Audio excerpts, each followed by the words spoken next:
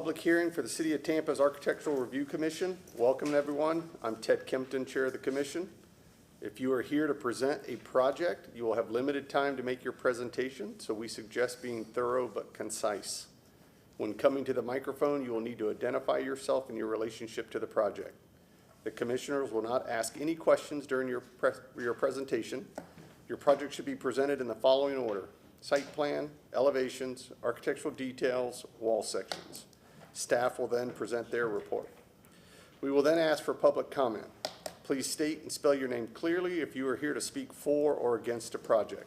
Your time will be limited to 3 minutes, so take some time now to summarize your comments because 3 minutes goes by very quickly. Following public comment, the commissioners will ask questions in the same order as the presentation. Next, the applicant will have 5 minutes for rebuttal. The public hearing will then be closed.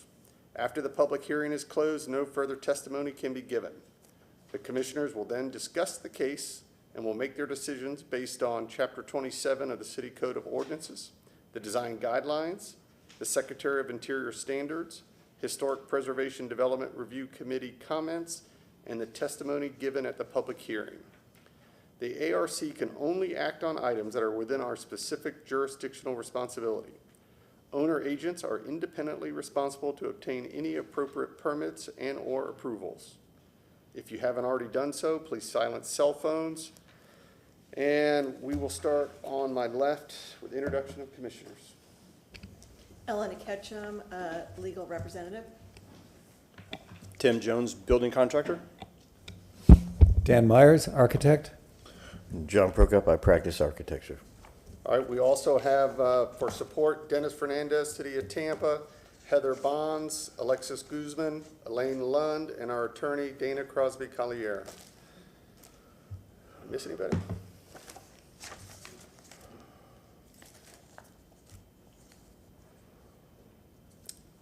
Okay, then we got the reading of the minutes.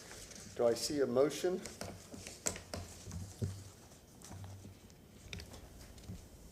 I move to accept the minutes. Okay, do I have a second? I second the motion. All right, any discussion? No discussion. All in favor, please signify by saying aye and raise your hand. Aye. Motion passes. Good evening, Commissioners. Dennis Fernandez, Architecture Review and Historic Preservation Manager. Welcome to this evening's public hearing.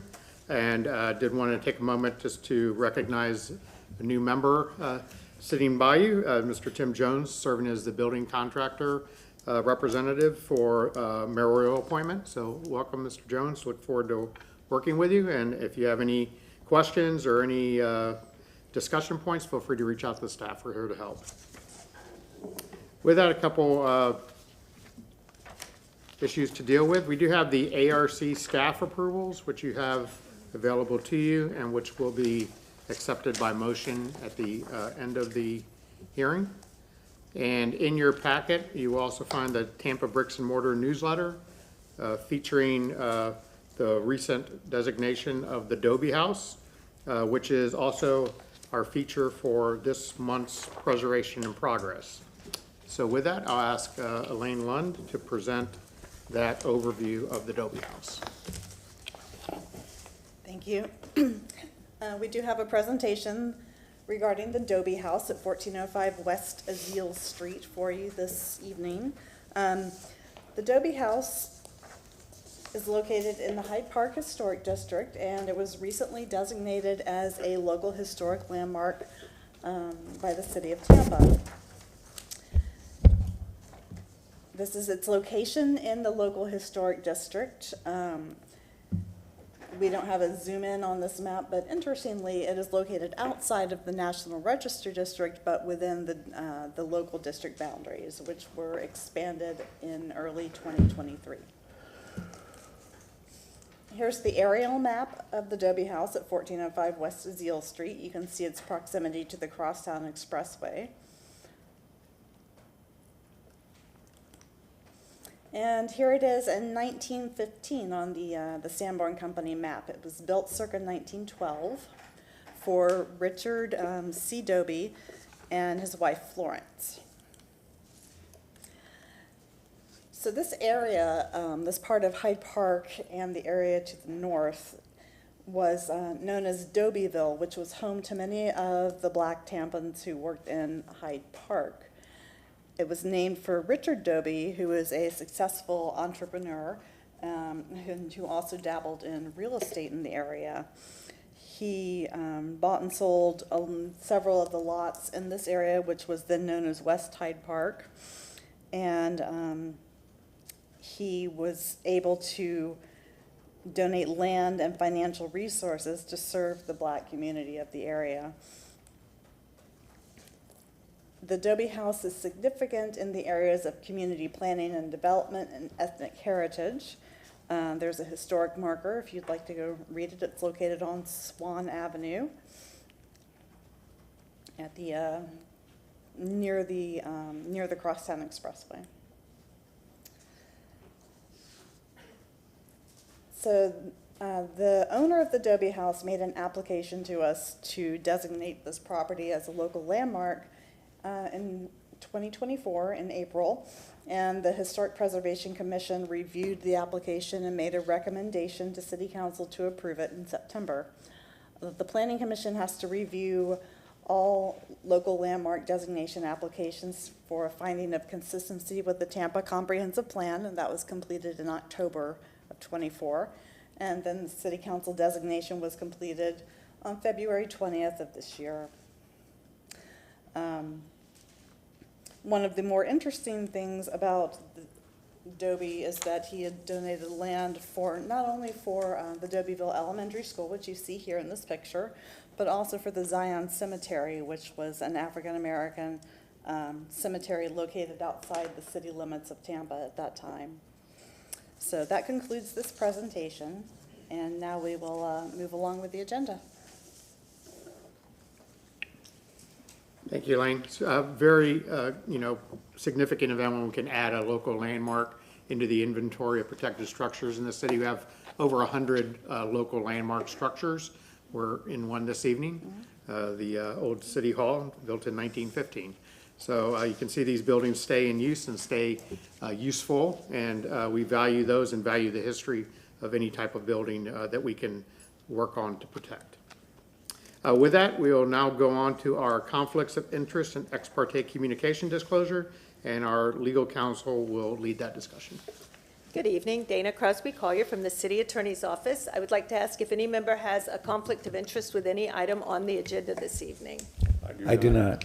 I do. Okay, And I will recuse myself when that agenda item comes up. okay, perfect.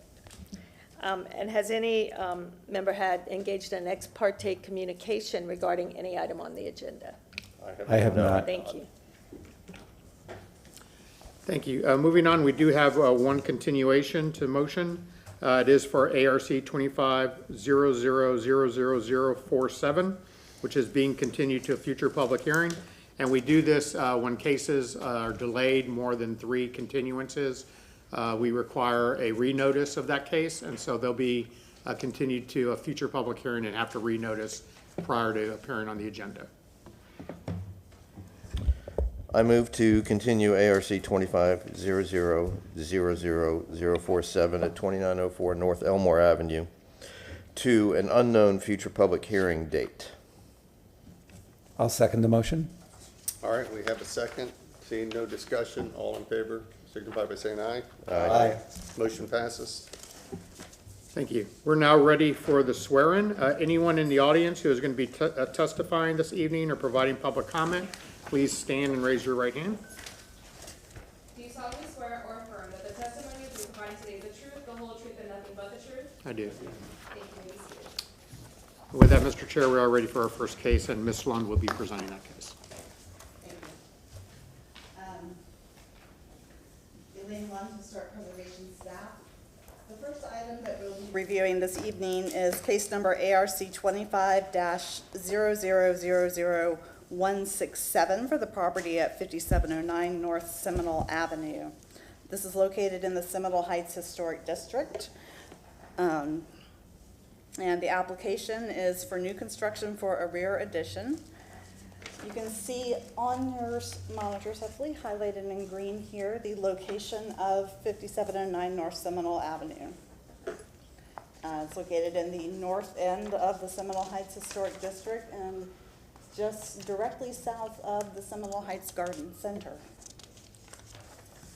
This is the 1920s Sanborn map showing the building at its then and present site.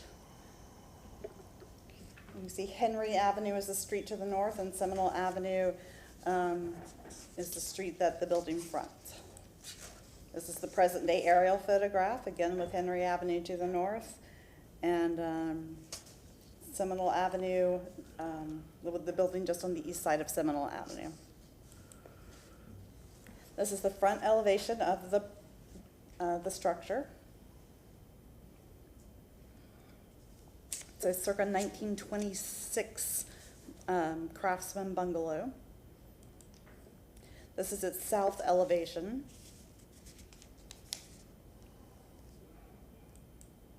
And the north elevation.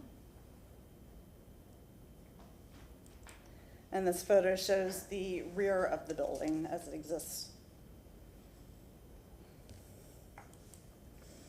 This is the property to the south at 5707 Seminole Avenue.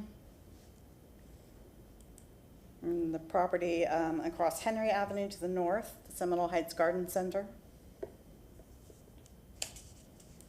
And then the property directly across Seminole Avenue, across the street at 5710 Seminole Avenue.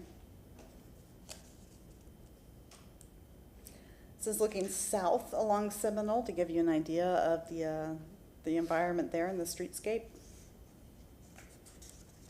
Looking north on Seminole toward the rear of the garden center. This is looking east on Henry Avenue. Here we're looking toward Central Avenue. And looking west on Henry Avenue. There's an alley just to the rear of the property. And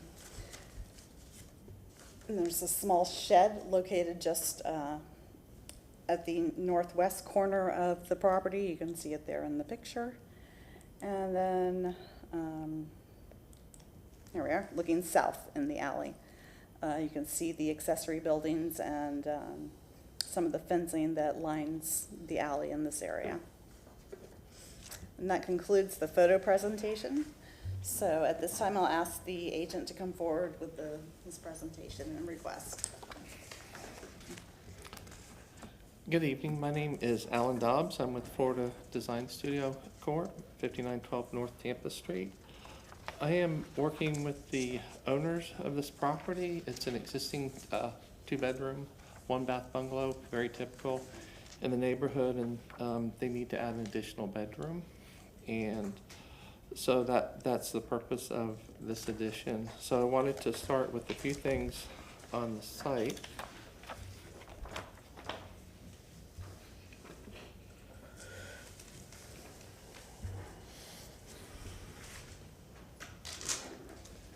So north is up, so obviously it's a corner lot.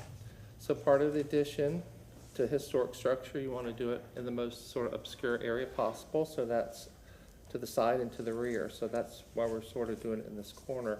One of the staff comments was maybe not projecting this far out onto the side setback, but it's actually kind of unusual for a structure in this neighborhood to be that far from the property line. And it is pretty typical when we're doing additions to project out to this to the setback as part of achieving, differentiating between new and existing. And so we're bumping out to the side here and bumping out to the rear a little bit. Obviously we did not want to put it in this area, and we want to preserve as much light and view to the backyard as possible, and also preserve as much of the backyard and green space as possible for any future pool or a carriage house or anything like that.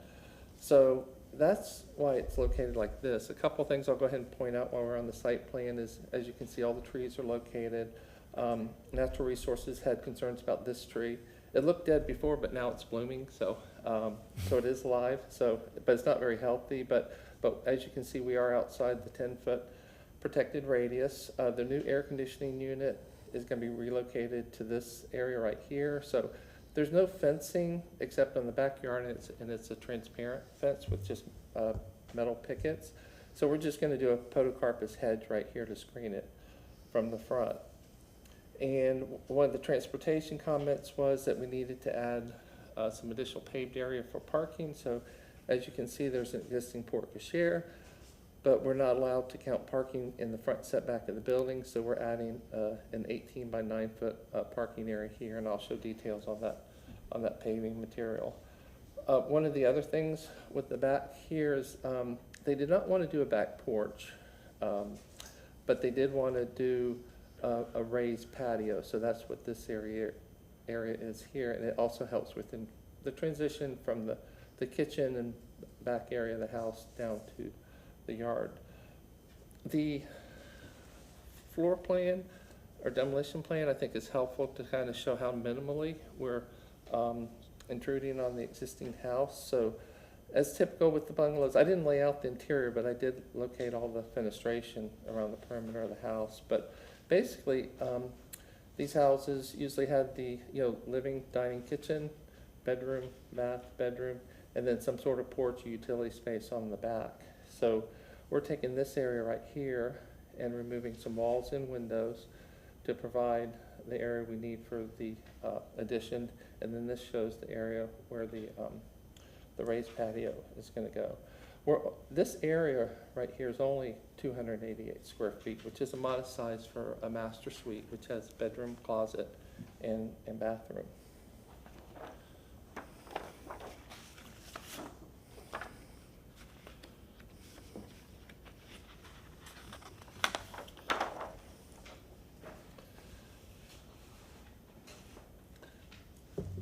For context, this is an existing roof plan, and then this is where the addition is. So it's kind of challenging with the roof forms, with the main roof at 6 and 12, and then this lower back hip roof, how you kind of tie into the corner, because you have a lot of different geometries going on there, but you'll see how that got solved. And so with the floor plan, you can see how it lays out. So we're projecting out here, so obviously we need a window on this side, and we have several windows on this side. We have a higher awning type square window on the side here, but these face the side yard, so they're not really within the public realm. But then on the back here, we have two windows that are centered on this back elevation, which has a gable end. And then, so this back area, which is sort of currently a utility room, it becomes more of a foyer. So one of those, there was a band of, so right here, there's a band of 3 windows right here. So part of that area we're gonna build back, but we're gonna have a door to the outside, so this becomes sort of a mudroom. The existing bedrooms, believe it or not, do not have closets. So part of this exercise was adding a closet to this bedroom in the back. And then you can see the size of the bedroom. It's a modest or standard size master bedroom.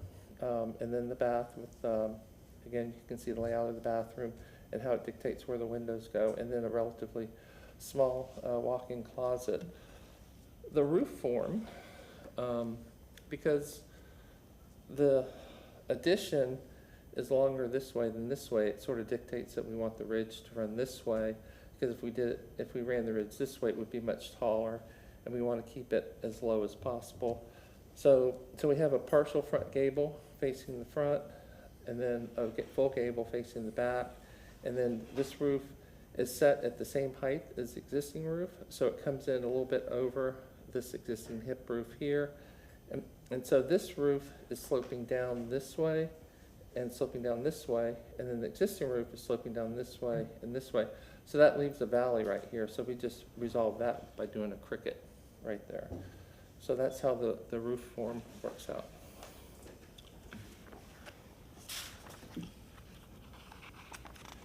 The elevations, one of the staff comments was to show the full side elevations. Initially, I didn't show them because everything's on the back. I didn't think the front was relative, but anyways, we went ahead and did the full elevation. This shows the north side. So you can see the porte cochere, fireplace, all the windows, the foundation screen closure. These are some brick welcome walls on either side of some steps that go up to the back door. And then the addition is outlined here, which you can see here how it it's ghosted because it's far back. So just a pair of French doors there to the master bedroom, and then the roof. We're doing this clipped gable. Actually, the technical term is jerkin head roof. That's what it's called. I learned that probably about 5 or 6 years ago after graduate school in architecture. It's kind of interesting. But anyways, that's what that roof form is. It's very common in the neighborhood, so we're keeping that form to be consistent with the existing architecture. I know it's important to differentiate new from existing, but I think by introducing different forms, like doing a straight gable would be inappropriate. This is the front elevation. Again, you see the porch chair here. The brick has brick columns, brick piers. They're all painted except in the back. There's some that are not painted, including those welcome walls, which you'll see in some of the pictures I have. But anyways, this sort of shows the outline of the addition. Again, it's very far back in the front, so that's why it's ghosted. So this is the small window to the bathroom, and then you can see the small jerkin head roof form there.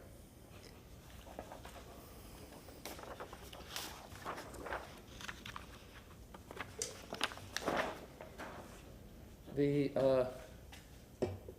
south side elevation, again, I kind of outlined the addition, and you can see where the existing is. The air conditioning and electric panel are going to get relocated as part of this, and those are the rear steps and welcome wall. And then, so you see the addition here. We just have the additions on piers. That's that small square awning window over the tub, which would be tempered glass. So that's why it's a different form, and again, it's on the side. It's basically like a half of one of these. And then you have the pair of double hung windows with this widespread maul in the window to be consistent with the other existing windows. And then the rear elevation, again, this is where the brick, which is not painted, and then it has it actually has concrete brick pavers here. And then you see the outline of the addition. Those are the 3 windows that go away. And then with the addition, you have the gable, and then the materials. We have just the brick piers that I mentioned. We have lattice. It has very simple lattice detail, and you'll see more of that in the wall section. It does have corner boards. A lot of houses in Summer Heights don't have corner boards. They have woven butt joints, but this has corner boards. And then the window trim, we're going to match all the existing window trim. And then the barge rafters, which is one size bigger than the common rafters, which is what we have here. And you can see that this side lines up with this setback. And then this is just a French or a sash type door. And then this shows the raised patio with some identifying elements for where the stairs are. And let me go back to the floor plan so you can see. I didn't point those out in the floor plan. So when you come out, the new patio deck is just down 1 step. So we're keeping these welcome walls, but then we're building a new retaining wall around here, but we're going to have a square element here, which will have the steps go down both ways.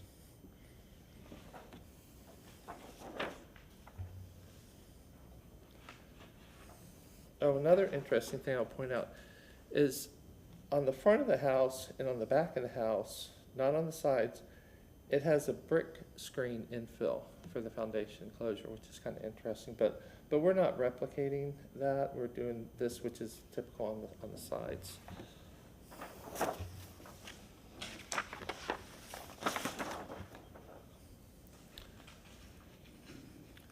So the typical wall section, as I mentioned before, we have CMU masonry piers with thin brick veneer on the outside of the pier.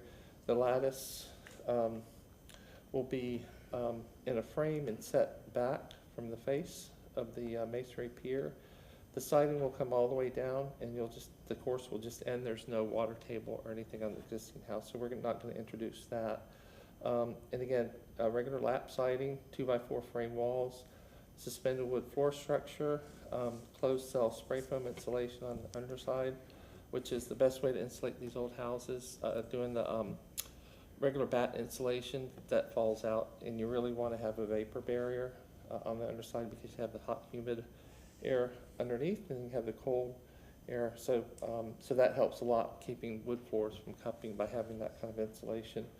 But then the walls, we just have regular batten insulation, but then again, spray foam insulation in the attic for the same moisture control reasons. And the window, we're going to do wood windows as required. And again, this would be a 2x6 rafter tail, and then you see the barge rafter beyond, and then I could probably zoom in on that a little bit. And I point this out at every one of my presentations because it's so important that this beadboard, tongue and groove, finished soffit, finished side down, gets extended past the rafter tail, and then it has plywood on top. That way, the extra thickness, you don't have nails poking through, and by having this extend past, you don't have the drip edge doesn't touch the end of the rafter tail. There's enough separation so that it's not continually getting wet and rotting prematurely. The gable end has that jerkin head or clip gable, so this is just a detail of that. Again, we have the same finished soffit, and then these would be that we see the hip rafters that come down to a 2x8 fascia that comes down, and then you see the siding beyond.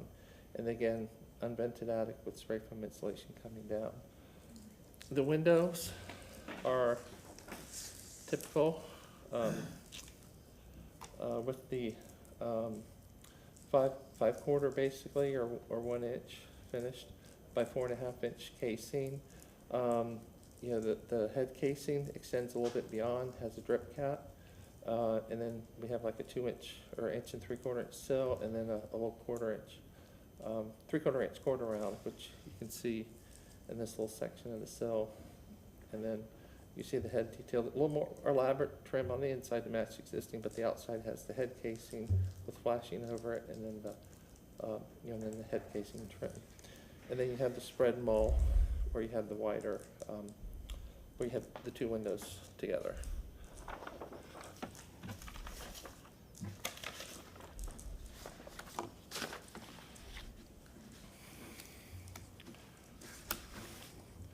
On the materials, the roofing is a blue 5B crimp.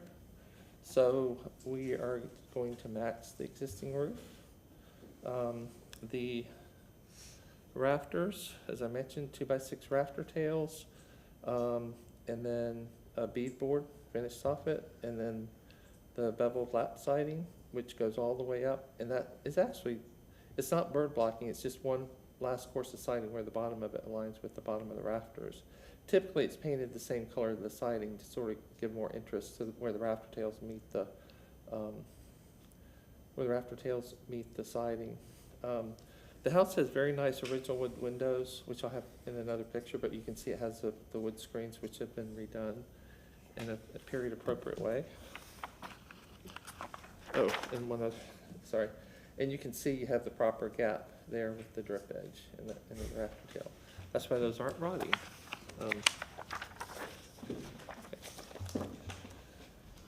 So this is the existing siding and foundation enclosure, which you can see is just lattice. So this is not within the scope of work, but the new is going to be done correct. This is not obviously done correct. It should be set in a frame and brought back from the face of this, and also the siding should not be cut out for here. So I'm going to encourage my clients to take care of that, but it's not within the scope of work. So I wanted to just point that out because we're not replicating that. This detail right here, it was a morning picture, so this lighting isn't very good, but you can see the painted brick on the front brick columns, and then you can see the brick lattice here, and then the regular wood lattice there.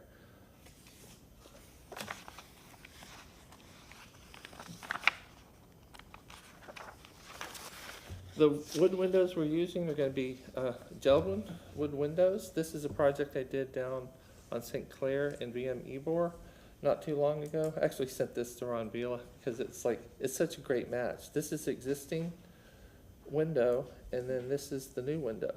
This was the living room area, and then this was the kitchen where it had smaller windows. So it has the proper proportions with the stiles and rails, the heavier bottom rail. That's a lot of new windows, you don't really see that. This is one of the existing windows of our house, and you can see, it has the nice wood screens, and then it has the, all the proper proportions for the stiles and rails.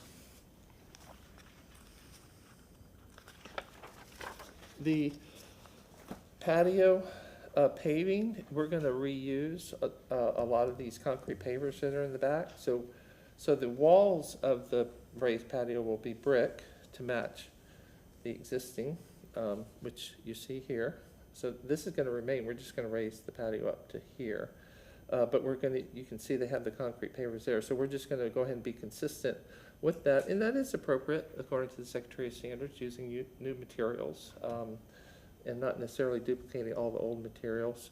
And then also, like at the driveway parking pad, we're going to do the same material here, and then we're going to have a border strip as well.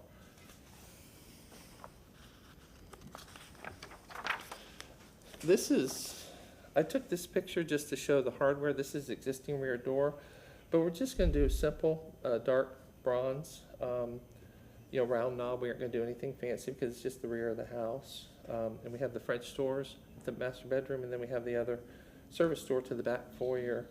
And then the lighting, it doesn't show it here, but there's a very odd looking light on the back of the house, but we're going to do sort of a Craftsman style wall sconce at the doors because lighting is required at the exterior doors, so we're just going to do some period appropriate type light there. And I just want to make sure that I covered all the conditions that were in the staff report. They had a concern about the site plan and my floor plan were rotated 180 degrees, so I fixed that. And I did the complete elevations. I addressed the issue with the bump out on the south side, and I have the wall section. So, okay, well, that concludes my presentation. Thank you. Thank you very much. Elaine Lund, Historic Preservation staff. Staff found this application to be consistent with the Seminole Heights Design Guidelines and the Secretary of the Interior Standards and Guidelines for Rehabilitation. I would like to point out that in 2012, there was an approval that came before the board, and that was for the site walkway and driveway to be approved to be paved with the pavers instead of with poured concrete, as we usually see in the historic districts. And this was, I believe, because there was reported to be some potential sinkhole activity near the site. So those pavers that Mr. Dobbs has shown were previously approved as a site material. Aside from that, I have no additional comments, and I'm available if you have questions. Thank you. Great, thank you very much. All right, is there anybody in the public who's here to speak for or against this project? Okay, seeing none, we will go to commissioners' questions, and I'll start on my right. I have no questions.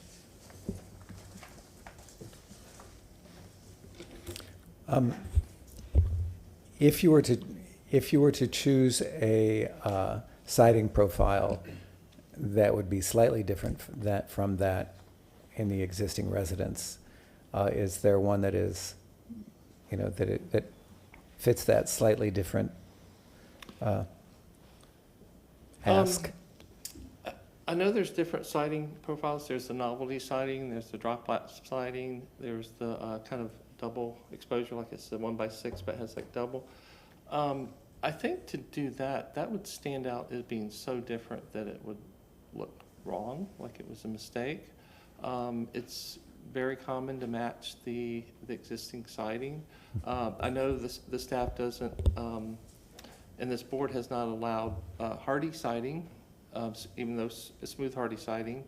I don't know about the thicker not AZAC, the thicker hardy. I've drawn a blank on what it's called, but it's a thicker profile, so you get deeper shadow lines. So yeah, I can't see any other siding doing different exposure, different profile. I don't see any of that being appropriate. And I've been doing this for 30 years now, and I've never had that issue or question, come up, because I think the downside of doing something different is so much worse than just matching existing. And there's so many other ways to differentiate new from existing, just by bumping out, bumping up, bumping in, but then also just by it being new construction. I had a presentation before the Barrio Latino Commission one time. It was the Arturo Fuente Cigar Factory, and they were questioning how it looks so much like an old brick vernacular warehouse. And, cigars, it's all about the packaging. And so, but I said by its nature, it's a new building, it's gonna look different. So I actually had shown an old tattered $20 bill next to a brand new $1 bill. It was pretty obvious there's a difference. So that's my argument against doing anything different from the siding. Thank you very much. That's pretty compelling. Okay, thanks. Commissioner June? Staff, you had mentioned that the gray pavers for the driveway had been approved, but were the pavers that they were using in the backyard that they're now going to use for the patio approved as well? Pavers that they're using in the backyard, to be clear, I need to state that the pavers that Mr. Dobbs is using for the extended parking should match what's going on with the driveway, the current pavers of the driveway. In the rear, I don't, what the design guidelines state for paving in Seminole Heights is that typically the paving for the front walkway, for the driveway, for the driveway ribbons and the apron, that is usually poured concrete. Brick or other materials are approvable within the rest of the site, as long as they aren't one of those major features. Thank you. No questions. Okay, thank you very much. You have 5 minutes for rebuttal if you so choose. Just to follow up on the brick paving, that's always a challenge. There are a lot of projects in the neighborhood, Seminole Heights specifically, that get approved with concrete brick pavers, just because that's the common material everybody uses now. I think the proportions of the pavers are probably more important, if that's what you're doing. So, if this board's not comfortable with what I presented, we're okay with it being a condition of approval that we get staff to approve whatever material that we do use. And that's the only thing. I'm done. Thanks. I'm going to reopen the questioning for myself here. Okay. 2 questions. What is the material for the front porch? The front porch is wood. Okay. And then the existing back porch, is that, or those steps are just the pavers, right? Yeah, I don't know what they were originally. They might have been poured concrete. A lot of times they would pour, Portland-based concrete over like brick rubble, for steps and stuff like that. But what's there now are the concrete pavers as steps, and then you have the brick for the welcome walls on either side. I Okay. can pull that picture back up. No, that's fine. Actually, if you'll put the rear elevation up. The rear elevation drawing? Please. Yeah. And when you were going over hardware, you showed a picture of the rear door that had some detail at the bottom, but I want to say your rear elevation showed it as a pretty plain door. Are you planning on matching that door, or the new door's not going to match that detail? Well, this is the existing door, which is not being altered, Right? and you can see it here. So the new door is just a simple glass door. Okay. And that's part of doing something not as elaborate and detailed for the addition. Got it. And same with the double door coming out of the master addition? Yeah, let me pull that one up real quick. Yeah, it's ghosted really light, but yeah, it's a pair of glass French doors back there. Okay, and I don't know if we saw a picture of that, but just basically single pane? Yeah, it'll be a single pane, yeah, wood or, yeah, I didn't bring any, product information on the actual door. Yeah. Okay. All right, with that, I'm gonna, unless anybody else has any other questions. All right, seeing none, I'm gonna give you another 5 minutes for rebuttal if you feel like you need it. No, I don't need it, thank you. Okay. All right, with that, we're gonna close the public hearing, and we are gonna start discussion. I think, the discussion of differentiation between the original house and the new, with the lower roof, the window height and the head height are a little bit different than from the original. I find that enough differentiation to determine what's original and what's new, personally. I have no comments. I think it's ready. My only concern would be a condition that the pavers, it seemed like the picture we saw of the roof, the pavers in the backyard were not brick, they were of a light tan color. And I just like to have a provision that says that they would match some other brick or some similar format.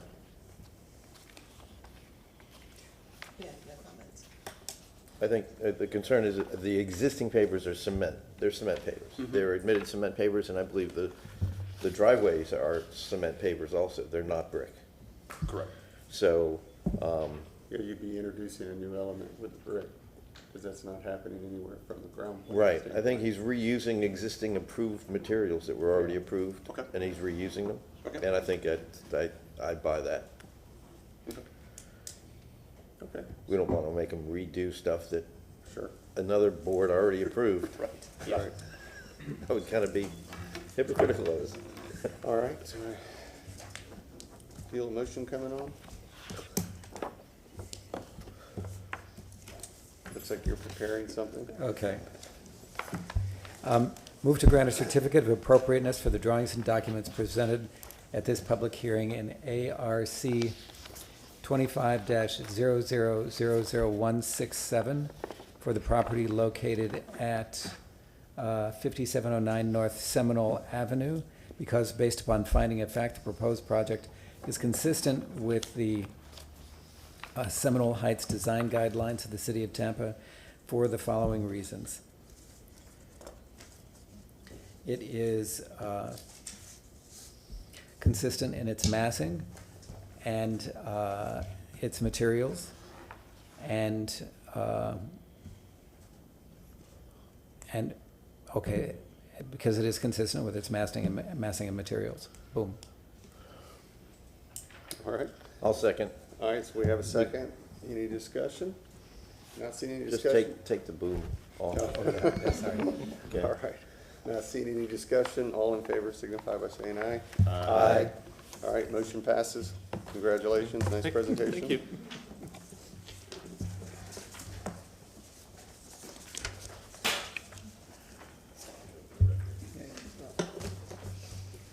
Thank you for removing the boom. Is this the one you're recusing yourself? Yeah, it is.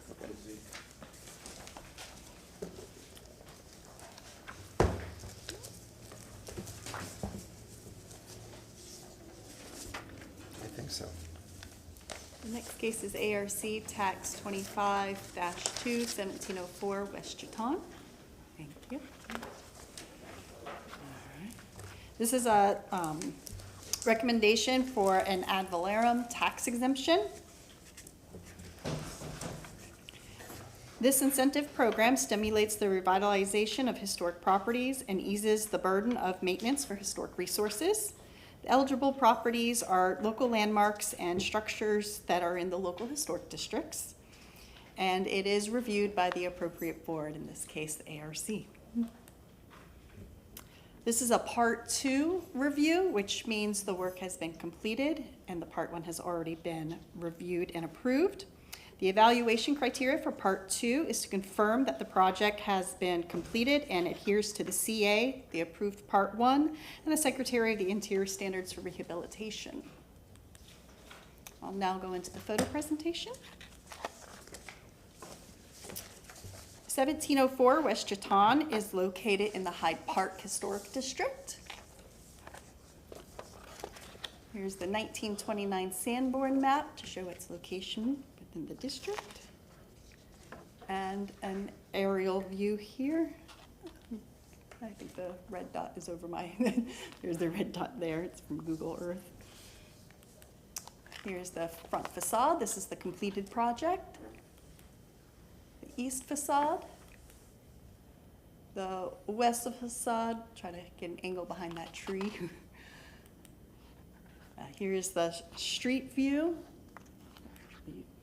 looking west, across the street. Here are the structures on either side. And this is the approved CA plans to show what the board has previously approved and the associated case of the Part 1 as well. And with that, I'll ask Drew Newman, the applicant and owner, to present the Part 2 request. I'll be recusing myself from this hearing. I'll sit here and listen and won't speak, as my firm did this work. And please prepare the Form 8 for the minutes. Thank you. Thank you very much. Good evening, Commissioners. And I'm so happy to be here. And if you're wondering why is someone so happy to be here before the ARC, it's because I'm here because our project is finally finished. You haven't seen me here in a while because this case first came before you 4 years ago. It's been a long and arduous process. I'll spare you from the details, although if you want to ask about them, the questions, happy to go into them. But after 4 years, the house is finally complete, and I'm so excited to share the results with you. Ms. Bonds previewed a little bit of the house, and you've seen it before in photos, but I want to tell you why my wife and I bought this house. There are lots of old houses in Tampa. You can find them, and really thanks to the ARC and the BLC, so much of the exterior architecture in our historic districts has been preserved. But when you look at houses for sale and open the front door and go inside, so many houses in Tampa, historic homes, have been kind of whitewashed and gutted on the inside. You guys have seen it, we've all seen it. You go inside and you see open floor plans, which means that walls have been removed. You see historic trim painted over, so everything is white. And so a house can be historic on the outside, but when you're inside a house, so often it feels very different. And so my wife and I looked for years for a historic home that was historic on the outside and still had the historic character on the inside, and we finally found this house. And if you're wondering why this house was preserved on the inside, it's because we bought it from the man by the name of John Jones, who you might know because he was on the ARC for many years. And so he protected our community architecturally on the ARC, and he protected our house for many years as well as its owner. And although the house is more than 100 years old, we're basically the fourth real owner of the house. The three prior owners that lived there for decades at a time, and so very little of it has changed on the historic part. When I came before you 4 years ago, I came before you before the ad valorem Part 1 application, as well as for a certificate of appropriateness to restore the house and expand it. The house, and I'll show you photos and I'll get into it in a second, but just to provide a preview, the historic home is essentially 4 rooms in the front part of the house that faces the street. When we bought it, there was a master bedroom addition that was added a few decades ago, and a kitchen that was added around that time too that was non-historic. And so the COA that the ARC granted us allowed us to remove the non-historic additions to the back of the house, add a new kitchen, and add a new bedroom in the back of the house, and then add a small second story on top of it while preserving the original parts of the home. And so with that, because I'm on the clock and I can talk a while, I'll use our tool here and let me zoom out. And just, I was told things I should put in my presentation. You've already seen it, so this kind of cites the house. I'll leave it there. I'll move on. And this is the site plan The historic, or the site Excuse plan me, was that we're not seeing it on our monitors. Our monitors are hooked up to another. All right, there you go. There we go, thank Go you. ahead. Excellent. Thank you. No problem. So the plan here on the left was the site plan when we bought the house, showing the non-historic bedroom and the kitchen that were removed, and then the kitchen, the bedroom that was added onto it with a small ADU in the background on the first floor, and then the second floor addition that was added. This is the floor plan of the house when we bought it, with the ARC's fund stamp on it, and the building plan showing the 4 front rooms and the bathroom that were historic in the front part of the house, and the little kitchen area here that was there, and then the non-historic additions that we removed. And from that, this is the final first floor plan with, again, the original part of the house in the front, the kitchen, a sunroom, a bedroom, a bathroom, and a staircase that was added in the back. And a second floor that pops up, set back from the street, so it fits in with the character of the neighborhood, and that was approved 4 years ago. When I came before you for the part 1 of the ad valorem application, the form requires me and us to list a number of features. It requires us to explain the features, explain what we're going to do, and show before pictures. And now that I'm here with part 2, I'm here to identify those same features, tell you what we promised to do 4 years ago, and show you how it turned out. And so to make it easier, I created a side-by-side sheet on each feature showing before and after. And the first feature we identified are the windows. When we bought the house, the old part of the house had original windows, but they were basically painted shut. We restored them. They're now operable again, and they're really beautiful and functional, and they're really nice to have up until about a week ago when the weather was nice here. But they're just beautiful. The rafter tails were restored around the house too. I hope that can be seen. That was feature number 2. One of my favorite parts, and I think you guys will appreciate this, are the attic vents. And so this is the attic vent on the west side of the house, and this is on the east side of the house. And you'll see that the attic vents on the around it have the sort of the shaker style shingles, and it's very decorative sort of lattice style vents at the top. When we bought the house on the west side of the house, that lattice was cut for some sort of event that was here, and it was pretty ugly, but our contractor was able to restore it, so the west house has the original looking shaker shingles, the original lattice work that matched on the east side. I hope this is coming through so you can see. That was a fun thing.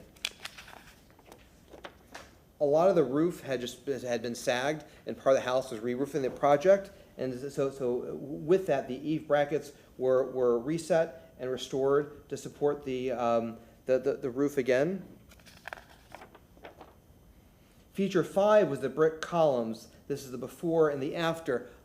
It may be hard to, let me zoom in so I can really show this. But you can see on the brick was repointed and was cleaned up. There was paint droppings on the left, and so it was just made to be nicer, restored, kind of like the way it looked hopefully 100 years ago.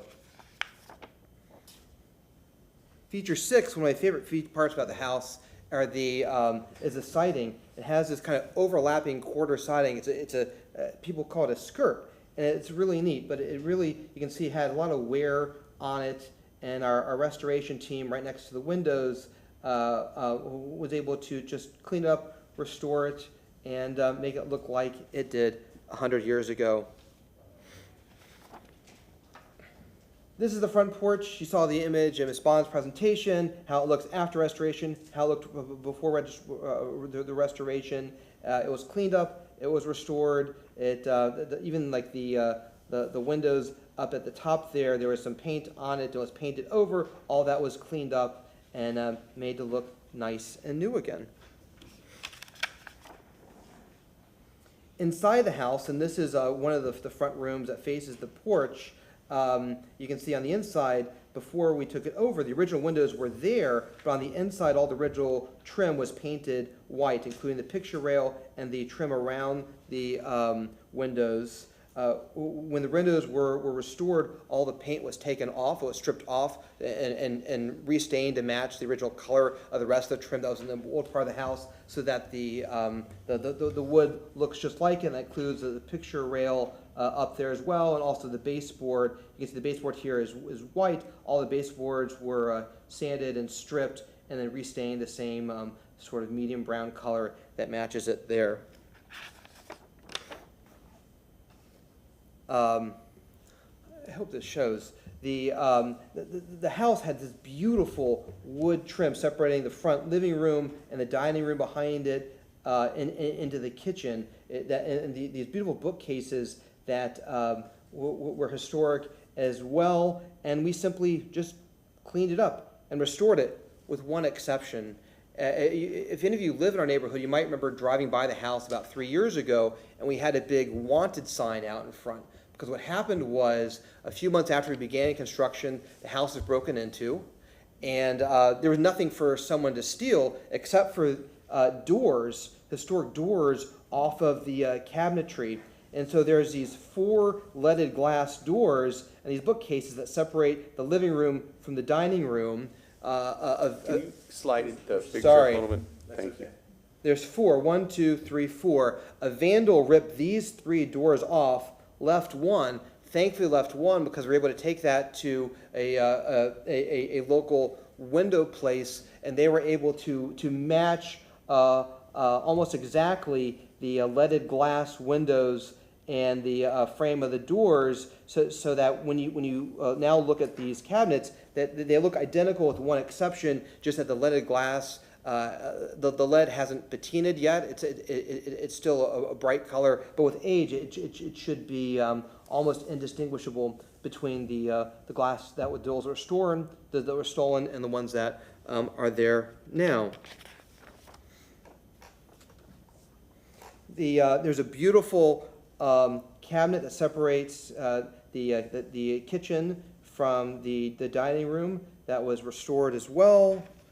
At the time here, the coffered ceiling, the beams are there. You can see the picture rail before and the after. These windows weren't painted in the living room, and so they were easier to clean up. But the ceiling before had some sort of popcorn stuff on the ceiling. All that was taken out, and it wasn't mentioned as a feature, but I'll mention it here. When the historic rooms were all plaster walls, and our contractor engaged a plaster specialist to put the plaster back in the ceilings and the walls, so it has the original sort of finish on those walls as well.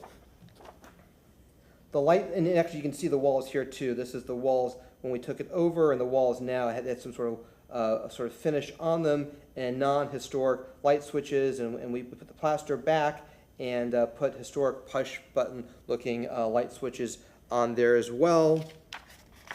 Feature 13 is the fireplace, and the fireplace had lots of use on it, and so it just shows signs of deterioration and discoloration, and it was just cleaned up and repointed and made to look like it hopefully was 100 years ago.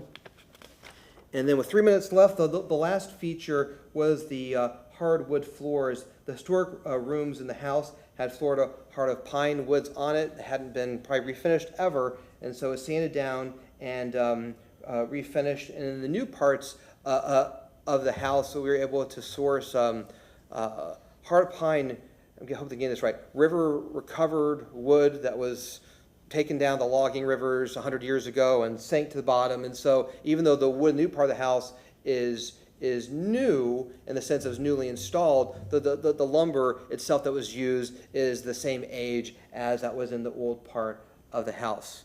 And so those are the 14 features that we identified when we came here 4 years ago. And I'm very pleased to say that here we are again, and I think we have met all of them. And the last thing I'll say in closing is that as you all know, historic preservation can be expensive. It can cost more to do the right thing. This house is 100 years old. I have a young family. We hope to be here like the Joneses were for decades in this house and want to do right by the house. And this program, we're so grateful the city of Tampa has this program because this tax credit program helps make it more affordable to offset the extra cost of trying to do the right thing by the house. And so I'm so grateful that the city offers this program, and thank you for your consideration of it, and hope that you are pleased by the work that we did and keeping the promises that we made 4 years ago. And lastly, I'll say one more thing too. To any of our neighbors who are watching, this project has been a mess. It's taken forever. And it's been a huge inconvenience to literally everybody, including ourselves. But the end product we think we're very proud of, and happy to take any questions. Great, thank you very much.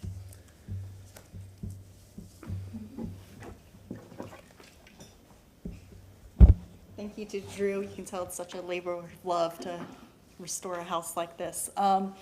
Staff found the Part 2 application consistent with the Secretary of Interior standards for rehabilitation and the Part 1's approval and the CA.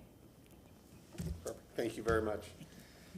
This is public comment. Is anybody here to speak for or against this project? All right, seeing no one, we will go ahead with Commissioner's questions, starting on my left. Yeah, I have no questions, other than to thank you for spending 4 years rehabilitating a home. Thank you. And for your family as well to go through 4 years of that, trials and tribulations and, having to replace the inside doors and all that. So thank you. I have no questions. Thank you. I have no questions, but do want to applaud your efforts for 4 years, so good job. Thank you. The same for me. These are incredibly difficult, so thank you very much for your effort. He doesn't get to speak. No, excellent work. The passion comes out. It looks beautiful, so congratulations. You have rebuttal if you need it. No, thank you. Okay, perfect. All right, at this point, we're going to close the public hearing. Any discussion? We're looking for a recommendation. I can do that. I move to approve the ad valorem tax exemption application Part 2 for the plans presented at this public hearing in case number ARC tax 25-02 for the property located at 1704 West Chachon Avenue for the rehabilitation of this property because, based on the facts in the record, the proposed project is consistent with the Secretary of Interior standards for rehabilitation. Great. Looking for a second. I'll second. All right, we have a second. Don't see any discussion, so at this point, all in favor signify by saying aye. Aye. All right, motion passes unanimously. Congratulations. Thank you very much for your support.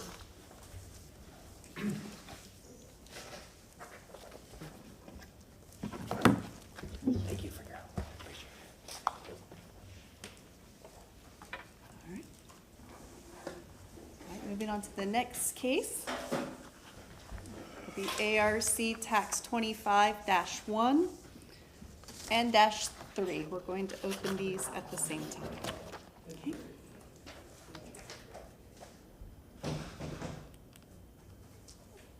Can I have the PowerPoint, please? Thank you. Again, this program is an incentive program to stimulate and revitalize historic properties. In this case, there are 2 applications being presented to you today, the Part 1 and the Part 2 applications. Typically, these are presented at different hearings, and we can ask the questions towards the applicant regarding that timeline. However, this project has included multiple processes, including a relocation, the CAs, the rehabilitation, and the redesignation of it back to being a landmark after it was relocated, all during COVID. So that is kind of why we were bringing both of these at the same time today. We will be making 2 different motions. So we will vote on a Part 1 motion and then a Part 2 motion, but we're going to present these together. Going into my photo presentation. The property is located in the Tampa Heights Historic District. This property, as I mentioned, included a relocation of the historic resource. So if granted, the exemption will be applied to 807 North Morgan Street. Currently, the property is on the southeast corner of Oak and Morgan along the southern boundary of the Tampa Heights Historic District. You can see right there, it's this 1929 Sanborn map. And then here you can see it's right at the southern border of the Tampa Heights Historic District. And you can see where it moved right across the street. Here it is now on an updated map. This is the before photo from the part 1 application, showing the front of the structure which faced Oak. This is the Morgan side, I believe. Here's the property from afar, and the empty lot behind it is where it moved to and was rotated to face Morgan. More site photos. Let's see. Looking towards downtown, and then looking north up through the Tampa Heights Historic District. Again, there's the lot behind it that it will be moved to. And here is the relocated structure and rehabilitated structure. This will be for the part 2, but just showing you the before afters just as part of this photo presentation.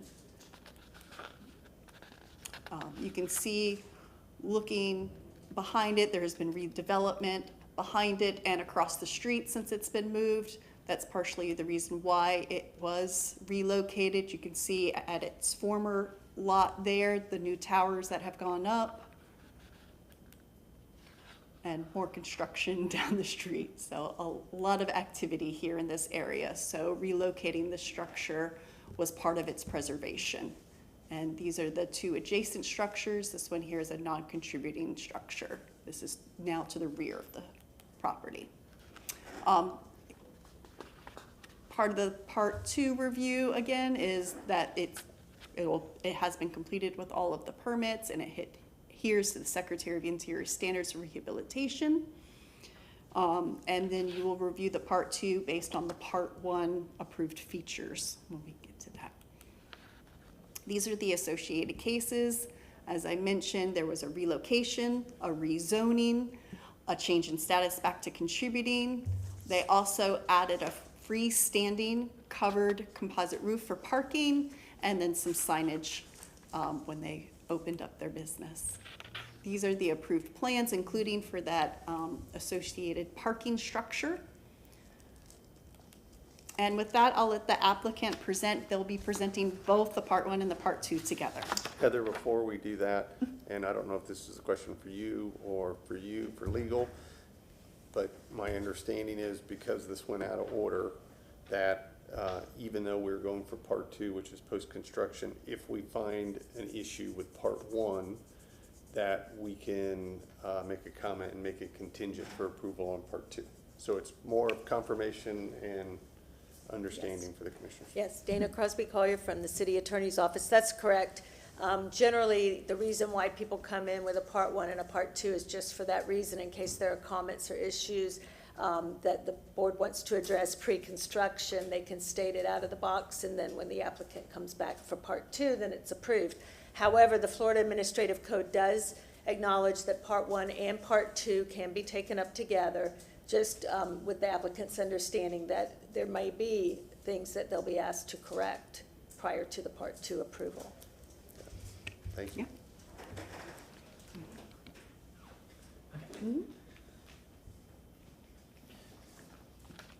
Hello, I'm Andrew Matson. At 1907 East 7th Avenue. I was the architect of record for the project. I was actually also involved in the relocation, the ARC for the relocation, and then the renovation of the project. So our firm kind of like, our first task was actually just to relocate the building to present in front of ARC to do it. And then the owner, who's in the audience here and who's going to speak at the end for us, but he was, his offices were in the block too. And then when they relocated the building, his building was demoed, was not a contributing structure, and he decided to occupy the structure that was being relocated. So there was a long story about that, but I'll go in my presentation on it. So as we said, this is 1807 North Morgan Street. If you follow the record, there was actually also a change of address too. So it was very complicated. It was, when we relocated, it was 301 East Oak Avenue, but the owner wanted to keep the Morgan address. So since it was just across the street, we kept the Morgan address and readdressed it to 1807. But back into because of the part one, part two, I'll go in through the existing site and how we determined to relocate it. So the original building, and as we said, we actually had to rotate it because the porch was a corner lot, and it fronted both Oak Avenue and Morgan Street. So if you just move, the easy thing to do would have just been to slide the house over the same orientation, but then you would have completely had a side lot now on a corner lot.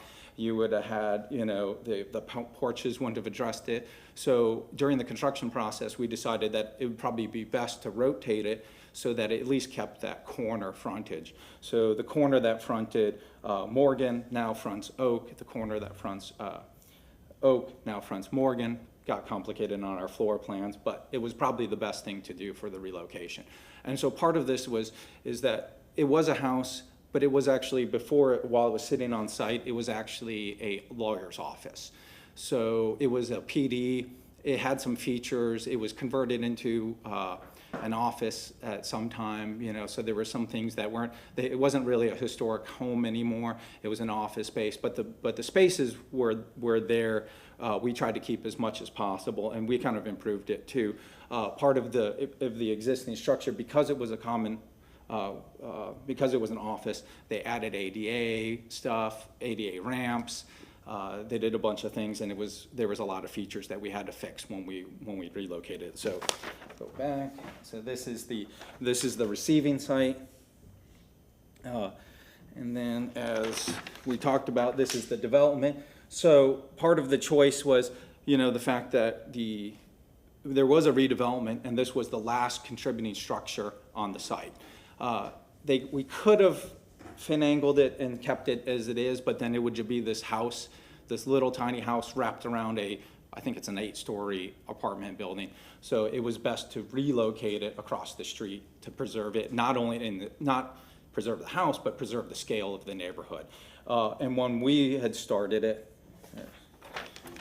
there was no, the back parcel was vacant. It was actually at the same time, there was an ARC there for townhouses, which have since been built. It's been so long since we started this process that the whole site doesn't look like what it looks like anymore. But you can see we relocated the house. We added parking to it to keep it as a commercial office building. So this was the approved PD that we had. So you can see this is the ADA access was now going to be by an elevator.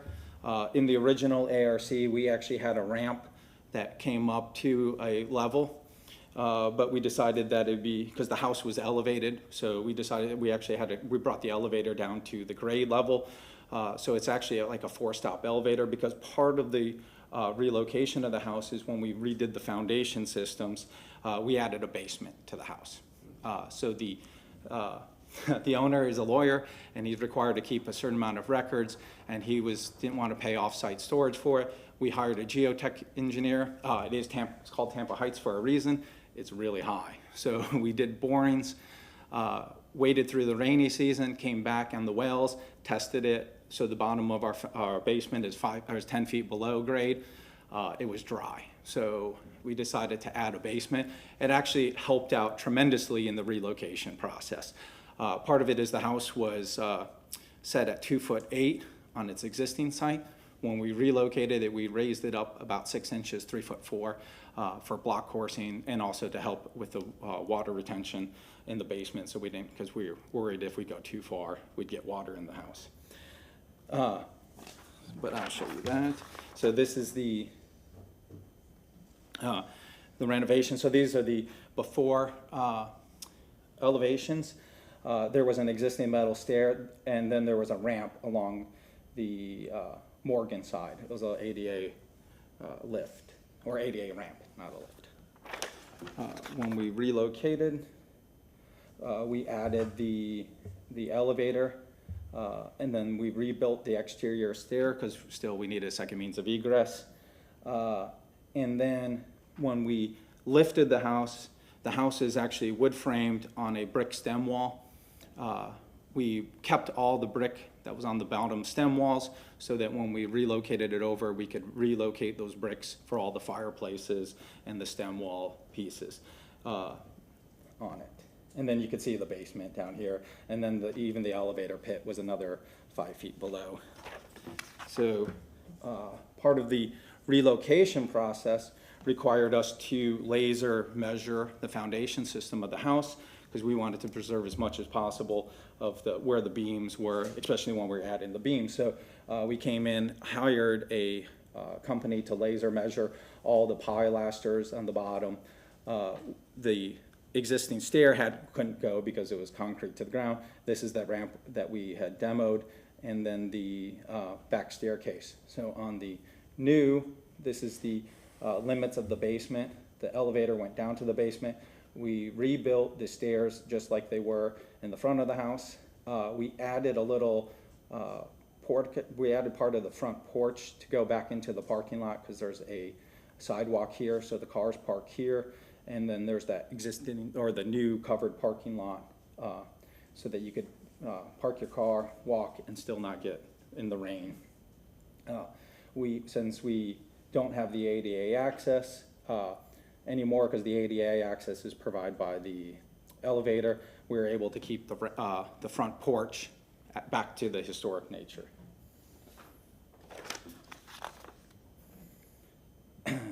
And then, as we said, the inside, we weren't really doing much. It was already an existing law office, about the same size as our client. So the only thing we did was renovate the bathrooms. There was an existing bathroom, and we brought them up to ADA standards. So added the bathroom. We added the porte-cochere, or not porte-cochere, the front porch, the elevator on the first floor. And same thing on the second floor. Renovated there was like a little break area from the lawyer's office and a bathroom. We renovated it, made it into a bathroom, and then the elevator up into the third floor.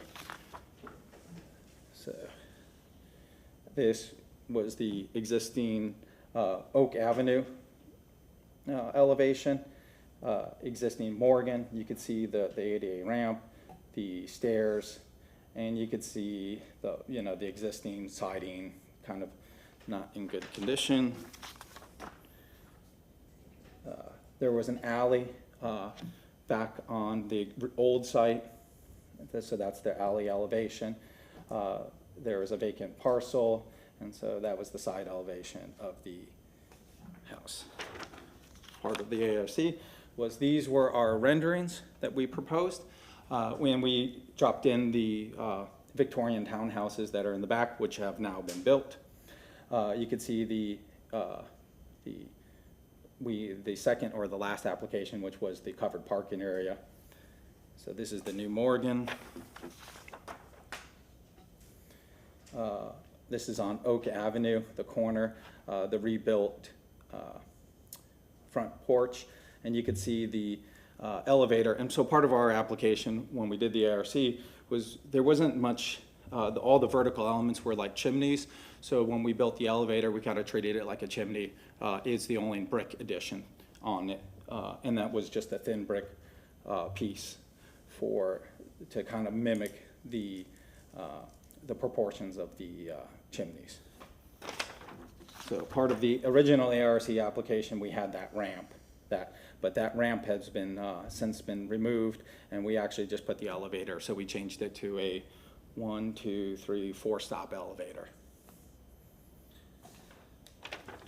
And then this is the parking lot elevation, so the renovated house and the Victorian townhouses. same thing. This is back where that ramp was, but that ramp is no longer there. All it is now a sidewalk over to it. The covered parking. And then post renovation. So this is what it looks like now. And I'd like to go back just to show how much Harvey honored the renderings. So here's the renovation before, and that's the renovation afterwards. So, you could see that part of the renovation was when we lifted it up and we moved it. It was a long process, very complicated, especially when we turned it. They had some machines breaking. But what was nice about it is that when they lifted it up, we were able to get underneath the house and actually see a lot of the damage that was concealed. And so we, with the contractor, we went through and we weren't just gonna rip it all out. We were just gonna repair where we could, where we were gonna repair as much as possible and not replace.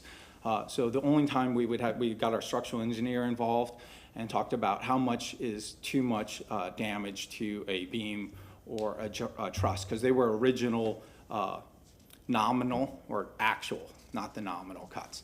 They were rough sawn lumber. So when you get into the basement, when you look up, you could really see the original structure of the roof of the first floor. And so we tried to preserve as much of it as possible. So we allowed our structural engineer to come back and tell us what was a safe amount of damage and what wasn't. So we only replaced what we really needed to replace on the structure. This is the Oak Avenue elevation. And then, we repaired, replaced. There was a missing segment of the porch. We had it reconstructed so it looked like the original porch was there. The siding was replaced, or not replaced, it had lead paint in it. I'll go through and show you the photos of the siding on it because there were portions of the siding. Again, we didn't replace the siding, we just went through and removed portions of paint, sent it off to get tested. If it had lead, we treated it. We tried to do it as historically as possible, as historically correct as possible.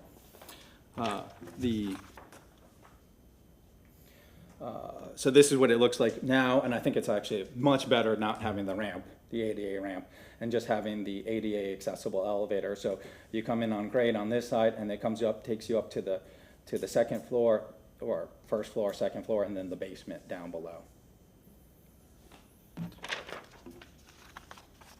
This was the porch before the renovations.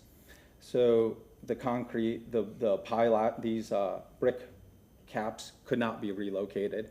However, we did reconstruct them back into the way they were. The wood deck, we replaced as, again, trying to keep with not replacing as, just mass, it was easier to replace everything, but we didn't want to do that. So we kind of like went through, it was a long process because even when you buy lumber, new lumber to put back in, you could really tell and where it is. So there was a lot of replacement, even with the beadboard ceilings. Yeah, you can see there's the damage to the beadboard, the porch changed directions, and it was painted a gray color.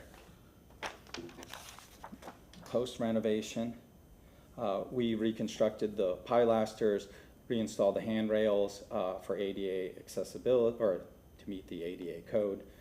This is the added porch, that's the covered parking, and then up to the new porch. So this pilaster and this pilaster are actually added pilasters, and we had a mill worker come in and fabricate it so that the details of the porch match the existing. We stripped the porch as much as possible and actually just did a stain on it. The beadboard ceiling was repainted, stripped and repainted, make sure the detail so that the direction of the porch matched the same direction that was previously. This is the existing metal stairs, and then there's this post renovation that shows the metal stairs back in for the second means of egress, and then the ADA access, and then the porch facing. So again, with the siding, there was any rot, any damage to the existing siding. We tested it, treated it, repaired it, and then if we had to, we replaced it. So, and repainted it. And so we kept the window trims exactly the same too. So we didn't, and back with the other previous applicant, the windows were existing, they're painted shut, but we were worried about, we kept them exactly the same. We were worried about city, or if we were to replace it, the energy codes would come into play, and if it was existing. So we kept it as original as possible. So we kept the original windows. During the move, I think there was only like 1 or 2 windows that broke during the process, and we just replaced those panes. One of the great things about the relocation is allowed us to level the floor out. So the first floor was very not level. So when we were able to get in there, we were able to level it out. It's probably as level as it was when it was first built.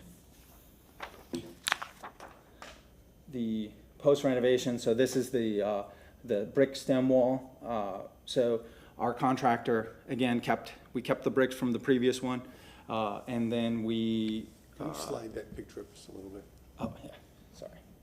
All right, perfect. So any brick that was on the fireplaces were all relocated from the original location. The stem walls, unfortunately, when originally we were trying to do it with 4-inch CMU and then reuse as much original brick as possible. But during the relocation with the structural engineer, we deemed it best that we need the 8-inch masonry brick, 8-inch masonry walls to support the house. And so the portions of the infills are actually just thin brick, but all the fireplace, all the chimneys, they're the original brick back in it, but structurally we couldn't get it to work on this little infill. But the siding, again, treated it, made sure it was all correct. And then the brick, we matched the style of the brick for the infill. Moving on to the interior, there was a lot of chimneys and a lot of fireplaces. So again, the renovations of the building were more exterior than they were interior. We weren't really doing any type of reconfiguration except for the ADA bathrooms.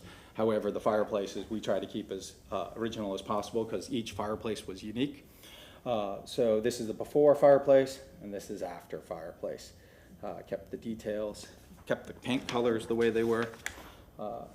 This is another fireplace, the before fireplace, the after fireplace.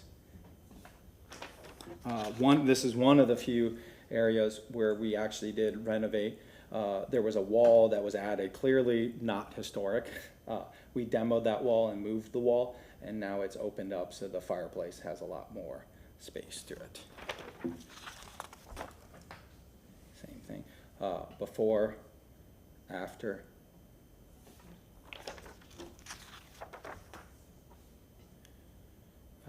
This is the interior grand staircase when you came into the lobby of the law office. The before, the after. We kept the trim exactly the same, the handrails exactly the same.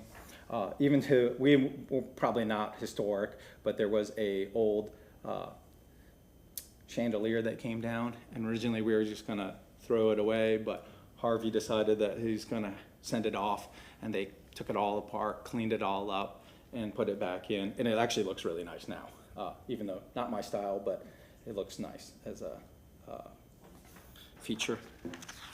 The interior window trims, again, this is the original historic window trims, and this is the after renovation. So we kept all the renovations, the trims exactly the same. So the features, the top cap, the sills, and the trims.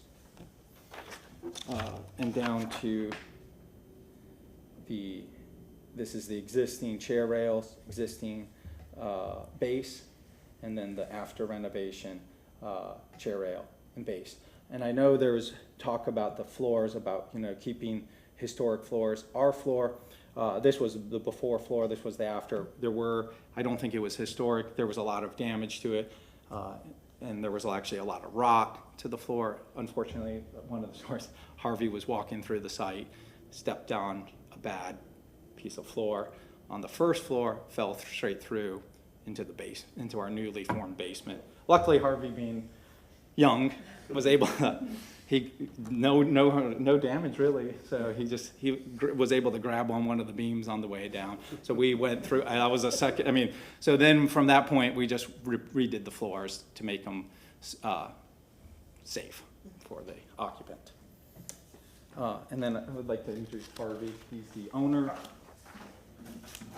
And he's the reason for the renovation. Because he could have easily relocated it and just left it the way it was, but he really chose to keep it and make it better than it was.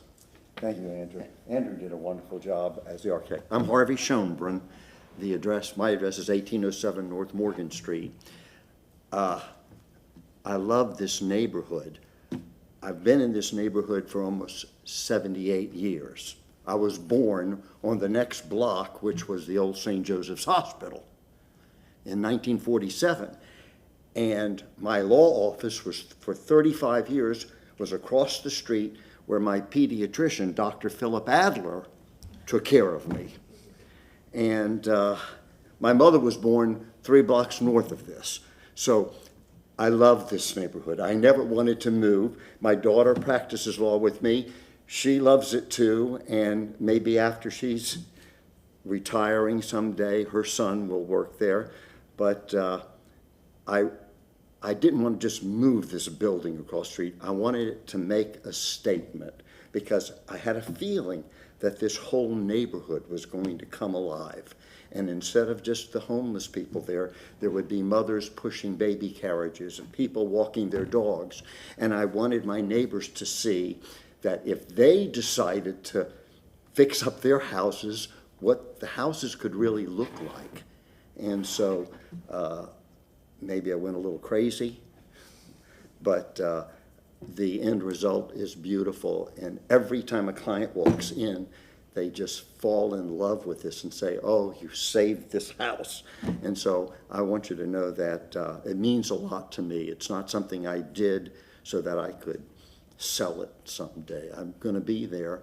I don't know how much longer. I told my daughter that I would retire at 98, which would mean 20 more years, but I don't know if that's going to work. But I appreciate your consideration on our application for the tax exemption. Thank you. Thank you very much. I'm good. Thank you. Yeah, I know. I mean, I don't think you want to hear me talk for 30 minutes. With that, staff found that the request for an avalarium Part 1 and Part 2 meet the standards for rehabilitation and met their CA requirements as well. Great, thank you very much. Seeing no one in the audience who hasn't already presented, we're going to pass public comment, and we will start with questions from the commissioners, starting on my right. Hi there. Hello. Curious, when you were going through with the structural engineer, what constituted the allowable loss of structure? What percentage? What was his number? I think like 20% was the number that he was determining based on the damage through the, if it was a, it was a 4-inch piece, it was like 20% roughly. Termite. Yeah, termites. There was rot too. So what was really nice is getting in, the rot damage was actually just on the perimeter, which is where the weather was. When you got inboard, that was actually not any rot damage, but there were termite damage on it, so. One of the last things you presented were the floors, the new floors you chose to replace. What are they? So those are, I think, because that one was spec'd, I think that is just like I think the original one was an LVT over the original hardwood. When you get in there, there was the subfloor was, in the basement, you could see the subfloor, and then you could see there was a hard floor above it, and then they put LVT. So what we did was just, replace the subfloor and then the LVT with LVT on that, so, on the floors. But there was not, the reason why they put the LVT over the floor is it was not worthy. There was a lot of damage, and I Not think they just finished tried to. quality? Huh? No, Not not finished finished quality. I mean, quality? obviously, he fell through the floor, so that was one of our Okay. determining factors of not preserving the floor. Okay. I had just one question, really design oriented, and that's on the, could you put up a photo of the elevator shaft? Yep. I'm not sure which elevation it Yeah. was, the side elevation. You wanted the rendering or the No, existing? photographs of Oh. final.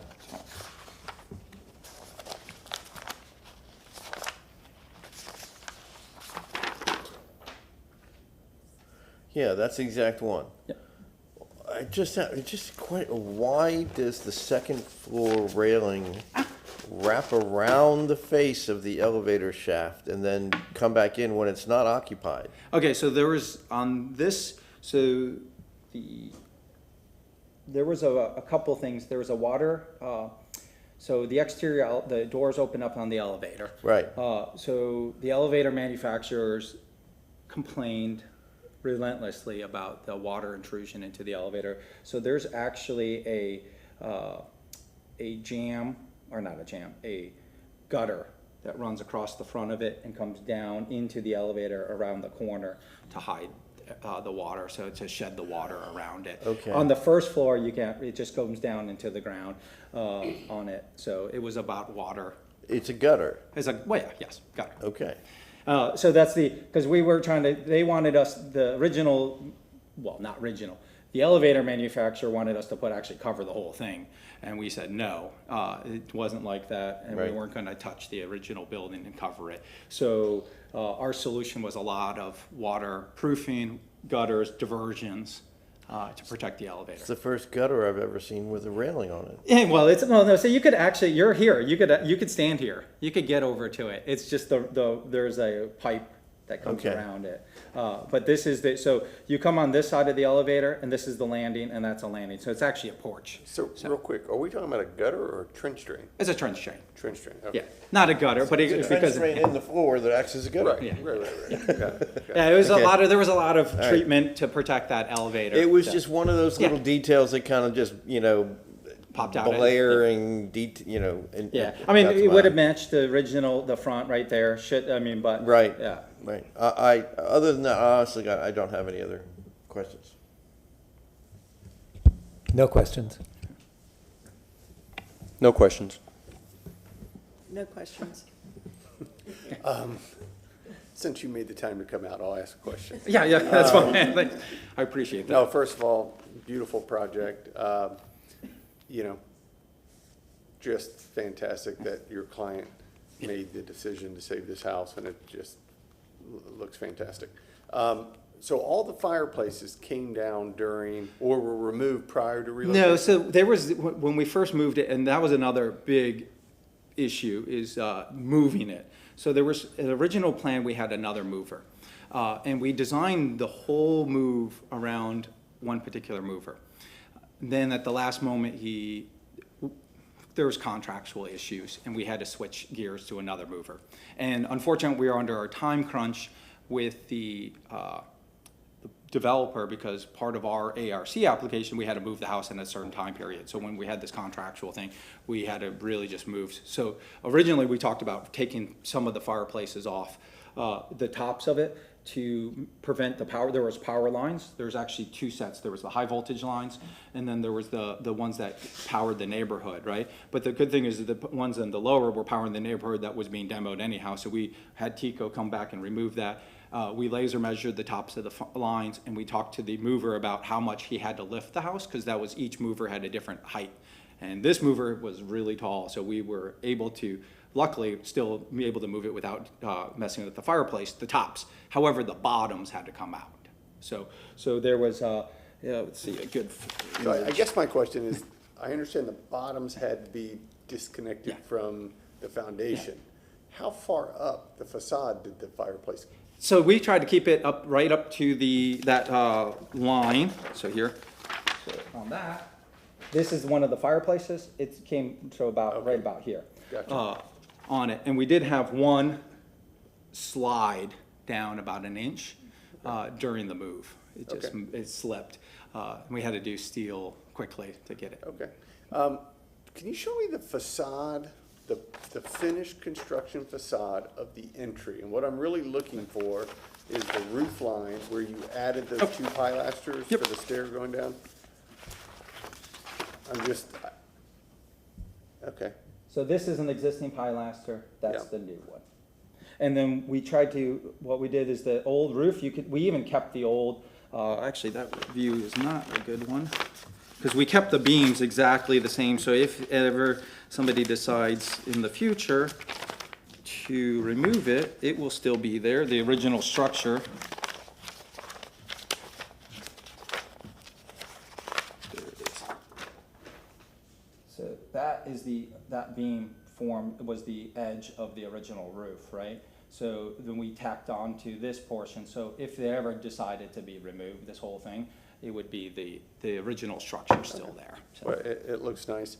And then, not to belabor it, I understand, and thankfully, your client wasn't hurt falling through. Oh. That was on the first floor. Yes, The second floor, is it the the same? same floor, yeah, it's the same. So how much was removed on the first and second floor? So- Am I hearing 100%? No. It was, basically, there was, in the back, I would say, I was not there when they removed it, because there was a strategic removal, but I think that's actually the basement. But both floors are the same finished material? Yes, yeah, they're the same. So we just basically on the, I don't think there was anything much on the second floor, other than just we went over it, because the floor was air conditioned. So from first floor to the second floor was air conditioned. Where the rot was everything that was non-air conditioned, because obviously there's not insulated, it sat on the ground, and that was where the damage was. So this is I guess where I'm going with this, when you took the synthetic material off on the second floor, again, all of it, the original hardwood was Yeah, was that not actually was, recoverable? yeah, I think that was not recoverable, so. Okay. That's all the questions I have. Let's see. Okay, you have 5 minutes for rebuttal if you feel like you need it. I don't have anything to say. Okay. With that being said, we're going to close the public hearing and we're going to move on for commissioner discussion. Floor is open. I mean, I just think, it's well done, it's well preserved. I still don't know how they move a house like that. I mean, I've been in this business for 40 years, and I still don't know how you move an entire house in one piece, and the whole thing just doesn't tip over. But I've seen them, I actually saw, there's just an aside, they moved an office building in, I believe it was Chicago, and they rotated it 90 degrees and never turned off the electricity, and no one ever moved out. It stayed occupied and it stayed powered and everything as they rotated the whole thing 90 degrees. It's crazy. But no, this is very well done. The basement's an interesting addition that I thought it raised the building a little bit higher off the sidewalk, but because it's a commercial building in now a developed neighborhood, I don't find that to be a huge heartache. Normally, we would like to keep the porches at the same heights as other residences, on the block, but that doesn't bother me in this case. I like the fact that they removed the ADA ramp. They were able to get rid of that because that's a little bit of an eyesore.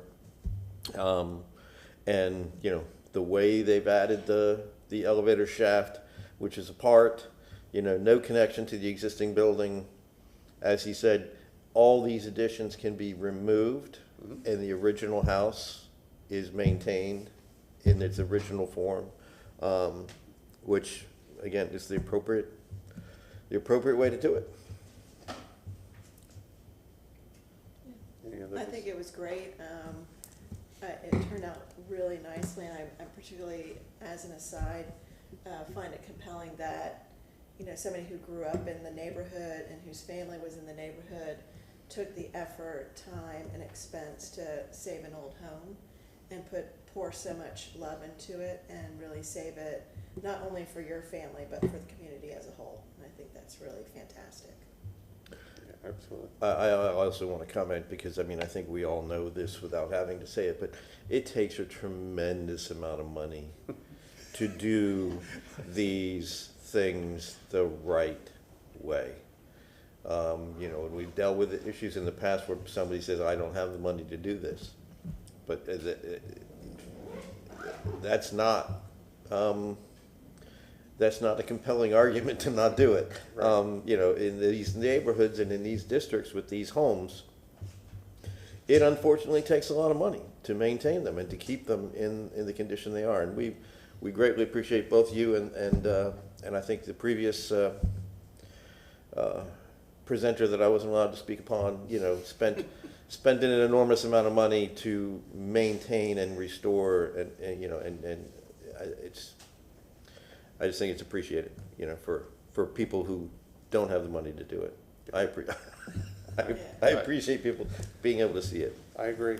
All right, as a reminder, we're looking for 2 separate recommendations. All right, I can do it. Move to approve the ad valorem tax exemption application part 1 for the plans presented at this public hearing in case number ARC tax 25-01 for the property located at 1807 North Morgan Street for the rehabilitation of this property, because based on the facts in the record, the proposed project is consistent with the Secretary of Interior standards for rehabilitation. I'll second. All right, we have a second. Not seeing any discussion. All in favor signify by saying aye. Aye. Motion passes unanimously. Congratulations. All right, second part, motion to approve the ad valorem tax exemption application for part 2 for the plans presented at this public hearing in case number ARC tax 25-03 for the property located at 1807 North Morgan Street for the rehabilitation of this property, because based on the facts in the record, the proposed project is consistent with the Secretary of Interior standards for rehabilitation. Second that one as well. Okay, we have a second. Not seeing any discussion. Let's go for a vote. All in favor signify by saying aye. Aye. Motion passes unanimously. Congratulations. Thank you. Good Excellent job. work. All right. Yep, looking for a motion to receive. Motion to receive the staff reports. What is it, all exhibits and files presented, is that what it is? Yep. All materials presented at the meeting. Excellent. I'll second. All right, we have a second, no discussion, all in favor, signify by saying aye. Aye. Motion passes. Hearing is concluded. Congratulations. Thank you, Commissioners, for your time.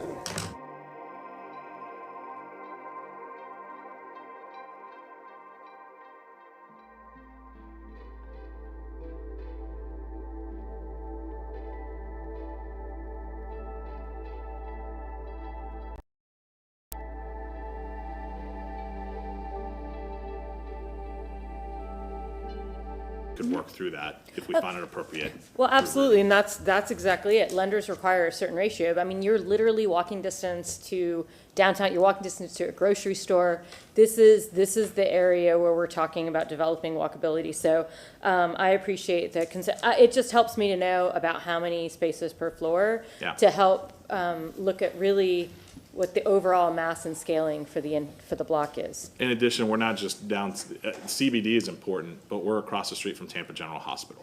And our residents may be working there. And so, yes, they can walk there. And so what we do in communities, we develop across the Southeast in urban areas. What we do is we actually incentivize our residents to take a credit to not have a car. And so something that we do in our operations,